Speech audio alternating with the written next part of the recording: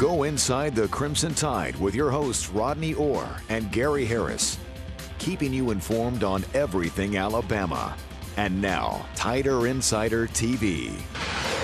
Good evening, everybody, and welcome in to Tider Insider TV. The countdown to kickoff is on. Our program presented each and every week by Buffalo Rock Bottling Company, bottlers of Pepsi, a Southern original. And we've got Diet Pepsi for you tonight because I get into football season, I start watching the caloric intake. I usually put on a few. If anybody watches me on TV already knows that.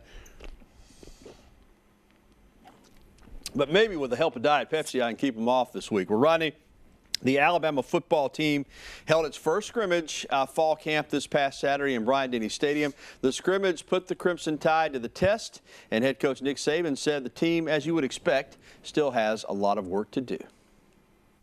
I think the most important thing for our team right now is to focus on what we need to do to improve. I mean, there's not one player that played out there today that didn't do some things really well, and there's some things that they could do a lot better. And I think right now we want to reinforce the positives and get the negatives corrected. And I think an important part of that is every player can self-assess so they know what they have to do to get better. And you know, we have to be able to correct those guys and teach those guys and do the kind of things in practice that are going to help them have a chance to improve. So that would be the biggest focus that I would have, you know, coming out of the scrimmage.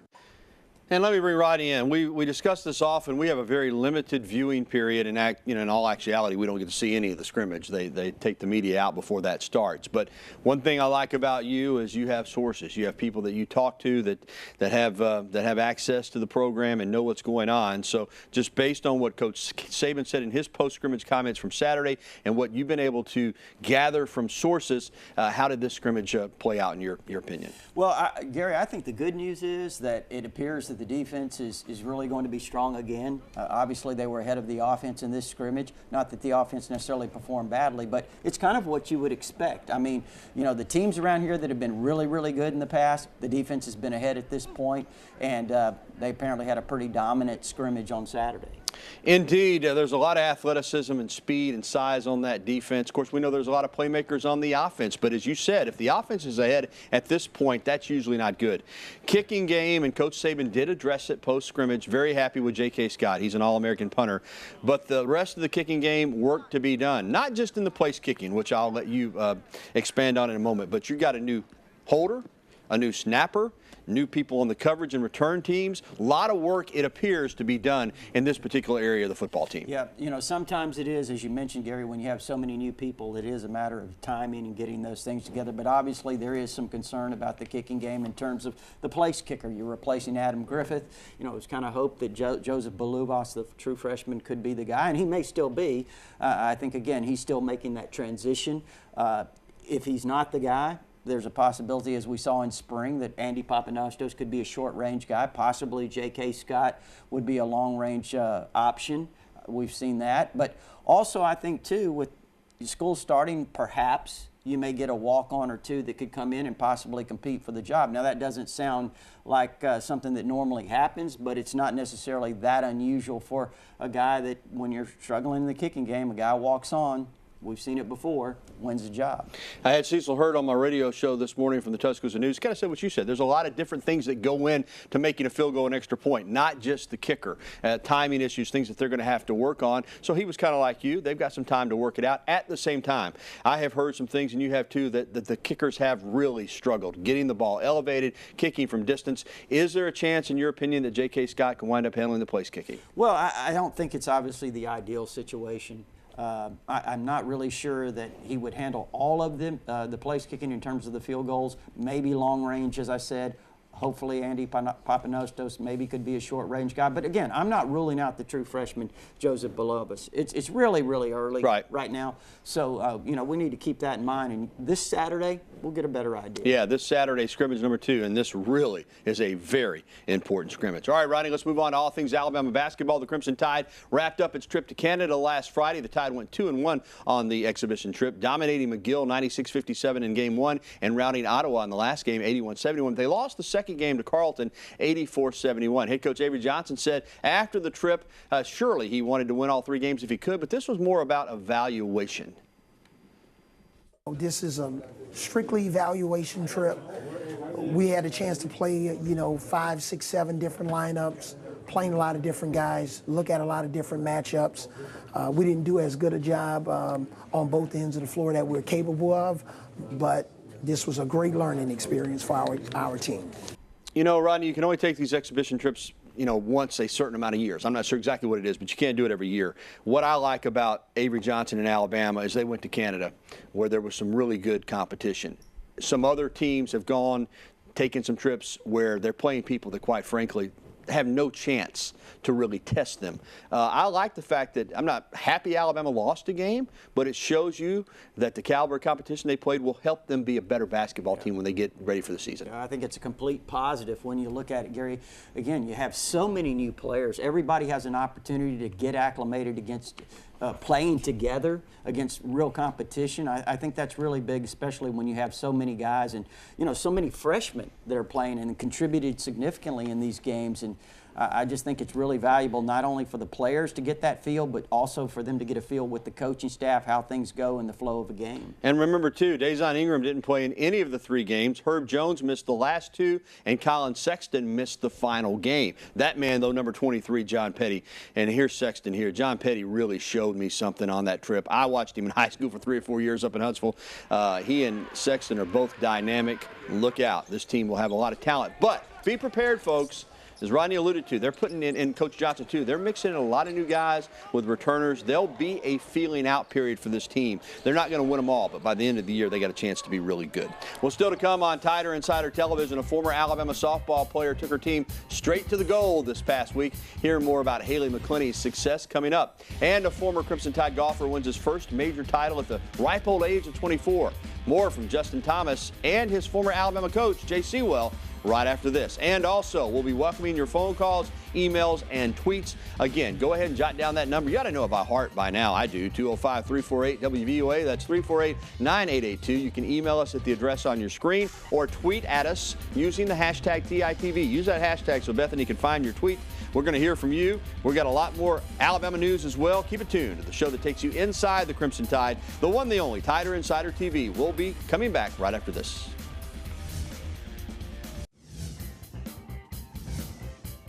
To win a major at 24 is pretty cool saying it, and obviously it's just an unbelievable week and experience.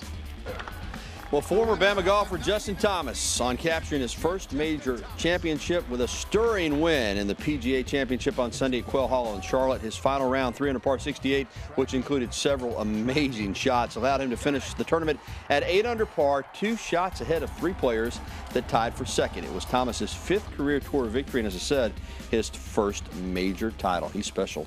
Welcome back to Tider Insider TV alongside Rodney Orr from TiderInsider.com. I'm Gary Harris. Justin Thomas has not only been successful as a pro on the PGA Tour, but he dominated when he was in college, right here for 2 seasons at Alabama. Crimson Tide golf coach Jay Sewell said he knew Thomas was a star the moment he stepped on the course.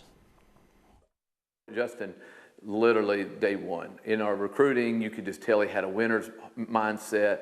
Also, he had physical skills. That's our job to find, the skills part. But you don't really know the intangibles until you get to really know him and watch him a lot. And he had it. He won his first tournament in college golf. He shot 30 on the back 9, coming from way back to win. And so he demonstrated it his first year. That's why he was National Player of the Year as a freshman, which is really unheard of. It really is. He won just about every collegiate award you could win in 2 years. And he joins Jerry Pate, the legendary Jerry Pate, as former Bama golfers to have won major championships. Pate, of course, as a rookie when he was 22, won the U.S. Open in 1976, also won a Players' Championship, and had won 8 times by the time he was 28 when he tore up his shoulder and basically, was never the same. But Justin Thomas, now at 24, has 5 PGA Tour titles, including this major. And this is something that Alabama fans have rallied around. I mean, I know it's not football, but the PGA Tour has a huge following, and this not only got a lot of national exposure and publicity, Bama fans were on Twitter. I mean, it felt like a little bit like a football game on Sunday when he was going for this victory ride. No question. If you'd have listened to it or followed it on TiderInsider.com, Gary is the same way. I mean, it was, if you posted anything about football, it got lost in the shuffle about Justin Thomas. Yeah, he is special. He's a nice young man. I don't know him well. Did have the opportunity to interview him here a couple times at Alabama, and but boy, it is fun. You know, and let me tell you something about these golfers. A lot of times, you know, they have head covers that it's competitive out there, especially among the SEC golfers in regards to football. They have a real big competition out there. A lot of Georgia guys, Alabama guys, Florida guys. So, you know, he's had bragging rights on the gridiron for the most part. Now he's got bragging rights on the golf course too. Congratulations to JT. Well, Alabama track star Jareem Richards ran the second leg on Trinidad and Tobago's gold medal winning 4x400 meter relay to close out the final day of the 2017 World Championships in London. With the victory, Richards joins Calvin Smith and Karani James as the only Alabama athletes to win gold at the IAAF World Championships. Richards took home the bronze medal in the final of the men's 200 meters individual competition earlier in the week. He's good too. Oh, it's unbelievable. I mean, he's a very special kid. If you got to know him as a person, you understand that you couldn't be happier for him and his family and all the things that he's been able to do. And the sacrifices he made, to come to Alabama. And, he probably had other choices, and he came here and believed in us. And it's really exciting and rewarding for all of us to see him do so well. And as we go around Alabama sports, Alabama softball legend, former player, four-time All-American Haley McClenny carried her team to the gold medal at the Pan American Championship in the Dominican Republic. McClenny led the USA offense, hitting .613 as the leadoff hitter. Listen to this, Rod. 17 runs scored and 7 walks. In the game against Venezuela on August 8th, she was a triple away from hitting for the cycle. Alabama's well represented in a lot of different areas. Coming up on TITV, a familiar face is gracing the front page of Sports Illustrated, along with the #1 preseason ranking for the Crimson Tide football team. And up next, it's phone call time. Go ahead and get in now. Be lined up for us. Rodney is ready to answer your questions. 205-348-9882. Email us at TITV@WVUA23.com. Bethany will be looking out for those, and she'll also be checking for the tweets if you use the hashtag TITV. We'll be right back with more of the award-winning Tider Insider TV right after this timeout. Remember when it was a big deal for an Alabama player to be on the cover of Sports Illustrated? Not anymore. Yeah, it's just expected now. Jalen Hurts on the cover, one of the 4 regional covers. Alabama's ranked #1. The Tide season opening opponent, Florida State's #2, Ohio State 3, Oklahoma State 4, and USC #5, according to Sports Illustrated. Rather lined up for us tonight. That's the way we like it. Let's get right to the phone lines. First up, Super Joe, right here in Tuscaloosa. What up, partner? Super Joe. Super Joe, you with us, brother? We're about to punch you now if you don't say something. All right. Don't know what happened to Super Joe. I don't hear him, though. He wanted to know again about the kicking game. Has it improved since Saturday? I know they're working to improve every day, Super Joe, in every area. How much has improved in 3 days? I don't know, but I know they're working hard on it. There's no question about that. I mean, again, hopefully on Saturday, though, Gary, there is some improvement. I know that certainly would settle a lot of fans down for sure, but it's a little bit early to say whether or not they've improved to this point. All right, next up is Rick in Bluff Park. Rick, I hope you're on the line. You with us? I'm here, buddy. I'm here. All right, how y'all doing this evening? Very well. Good deal. Appreciate you taking my call. I'd like to ask you about Keaton Anderson and Deontay Thompson, and also what do you think about Bo and Najee in the backfield at the same time? I'll hang up and listen to your comments. Thanks Rick. Rodney, start with Keaton Anderson and Deontay Thompson, a couple of defensive young players and special teams guys. Yeah, Keaton Anderson, if you remember, he had one of the key plays last year in the LSU game on a punt when tremendous coverage. He dropped the return man inside the 2 or 3 yard line. It was a big play in terms of field position in that game, and he's done an outstanding job there. He's also worked some at safety, some at linebacker since he's been here. Deontay Thompson's a guy, Gary, that's really kind of battling for a spot in some of the defensive packages they have, whether it's the nickel, the dime, whatever it is. I know he was running with the ones a little bit at safety when they slid Minkah Fitzpatrick down at that left corner spot in the dime. So, it's possible that he could earn a spot in one of those packages, certainly competing for that. I think he's going to be an outstanding player. He's only a redshirt sophomore. And a lot of people interested, if you lined up Bo and Najee, you might have Mr. Universal on this side, Mr. America on this side, 2 big physical running back specimens. You think there's a chance they might get in the backfield at the same time? I won't be surprised what Brian Dable does. I think he's going to utilize all his personnel, different formations, keep people off balance. There's no question that he'll do a lot of different things. All right, good call, Rick. Let's go to Maplesville and talk with Keith. Keith, welcome into TITV. Hey, Gary, Rodney, how you guys doing tonight? Doing well, Keith. My question is, do you think the new thing with the NCAA taking away 2-a-day is going to affect the teams being ready early in the season? Taking away that extra practice every day, taking that time away. How do you guys feel about that? Do you think it'll affect us in any way? And I appreciate it, and y'all have a great night. Yeah, Keith, I don't. I think that, now the emphasis is on safety. And really, you get just as many practices as you ever did. You just can't do 2 in one day. And it's the rules are the same for everybody. I don't think it'll be an issue. I know players probably like the fact that there are no more 2-a-days, but we'll see early in the season if we think that the play's a little bit sloppy. Maybe we can attribute it to that, but I really don't think it'll be an issue since the rules are the same for everybody. Now, I think they actually allowed teams to start a little earlier. You have the same number of practices. You just spread out over a longer period of time, so it's really not less preparation in that regard. So, I really don't think it's going to have much of an impact either. All right, good phone call there. We're going to take a break here on the program, but we will take some more phone calls and emails and tweets. Again, the information there on your screen. And give us a call now. Phone lines are open, Bethany tells me, at 205-348-9882. We'll be right back with the show that takes you inside the Crimson Tide. Tider Insider TV. Former Alabama head coach Gene Stallings suffered a mild stroke Monday morning at the Dallas-Fort Worth International Airport. Stallings was headed to his legendary coaches event with former Auburn coach Pat Dye last night in Huntsville. They also had one scheduled for tonight in Montgomery. The head coach, who is now 82 years old, suffered a slight stroke back in May as well and was hospitalized in Montgomery after attending a charity golf tournament dinner. Of course, our thoughts and prayers are with Gene Stallings and his family. He is a tough man, though. I mean, as tough as they come. I have no doubt he will be back soon. All right, let's get to a tweet, and we'd love to get those in. And we got one from Hubert Benson, who wants to know what happened to Ben Davis from Gordo. Hubert, we've gotten this question quite a bit. I know especially the folks up in Gordo want to know. I'll say patience again.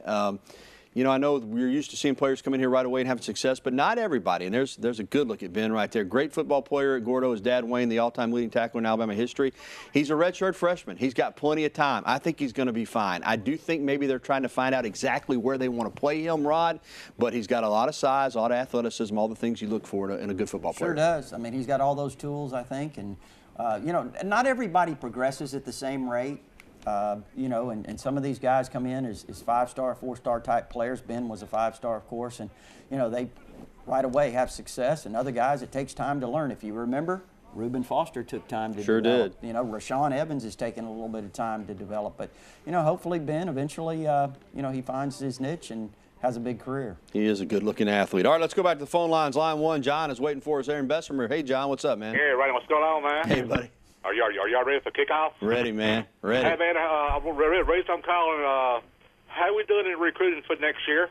Yeah. Doing well, John. What are they up to? 9 commitments now, Rodney? 10. Yeah. 10 commitments, John. I think they're doing an outstanding job. Again, I know a lot of fans have been a little bit worried about the recruiting. I don't think there's any concern at all. Alabama's they're very methodical in terms of taking the early commitments. I think they've got an outstanding group committed, Gary, and I think they're on the verge of having several more that that they're going to get. I think when it's all said and done, this Alabama class once again will be a top 5 type class. It may not be number 1 this year, but it'll be up there close. Yeah, this just in. Nick Saban's a good recruiter. They're going to be fine. Thanks, John, for the call from Bessemer. Let's go to Birmingham and talk with Reg. Reg, how are you?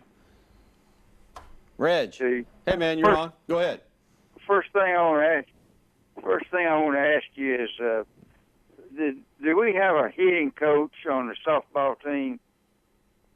And the other thing is, I'd like to know who is a left tackle on the offensive team, football team. Reg, we do have a hitting coach. Patrick Murphy handles the hitting, and Allison Habits helps him.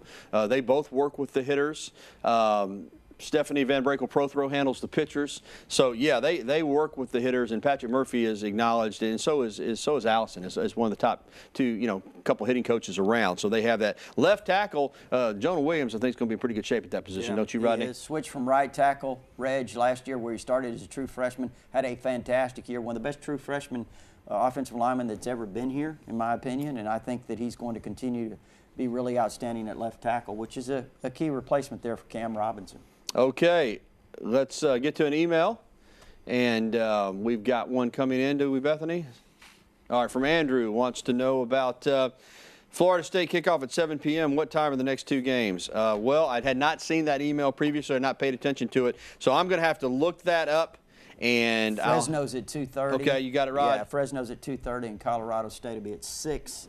I know Fresno State's going to be on ESPN2. Now, I don't think there's a TV listing yet for Colorado. All right, so Fresno State home opener at 2:30, Colorado State an evening game at 6, and that's Central Time. Right. So there you have it. Ronnie's on top of it. Pick me up there, man. Way to go. Hey, man. All right, coming up, Beth, are we through with phone calls? All right, we're through with phone calls. Coming up on TITV, a brand new look at the brand new Mercedes-Benz Stadium in Atlanta, just 18 days ahead of the opening kickoff between the Tide and the Seminoles. Today, a media tour was held. We'll have it for you next. And look at that sunshine. It rained a little bit earlier, but boy, it's blasting right now here in T-Town. We're back after this. You're looking at the brand new Mercedes-Benz Stadium in Atlanta, site of Alabama's season opener against Florida State on September 2nd. Going to hold up to 83,000 for big events, 75,000 on a normal game. Includes the world's largest scoreboard. It is going to be something else. And they say that roof, not retractable yet. Maybe it will be by the game, although I think they ought to keep it closed anyway because of the air conditioning situation. All right, we are reaching out to you, the best fans in the country, to see if you have the ultimate Alabama fan cave. If you have a den, a basement, or someplace in your home decked out in Crimson Tide memorabilia and decorations, we'd love to feature you on our fan cave segment on Crimson Tide kickoff this coming fall. Email WVUA23 Assistant Sports Director Brandon Cameraman at bcamerman@WVUA23.com. As always, our beautiful shirts and ties provided by the Locker Room in downtown Tuscaloosa, home of the original elephant wear, just like we're wearing. Go by and see Alex Gatewood and Rush and the rest of the great staff, or shop online at locker-room.biz. Get ready now for football season. They got some great looking threads down there at the Locker Room downtown. Don't forget, if you missed any of tonight's show, you can catch a replay tonight at 10:30, or you can catch it anytime at WVUA23.com. It's the third Tuesday of the month. Rodney, you ready to head to Buddy's over in Northport? Buddy's Rib and Steak. I may have ribs, I may have steak, I may have chicken. I'm really hungry. Come on by on about 7:15 and catch us there. For Rodney, I'm Gary. Thanks for watching TITV. Good night.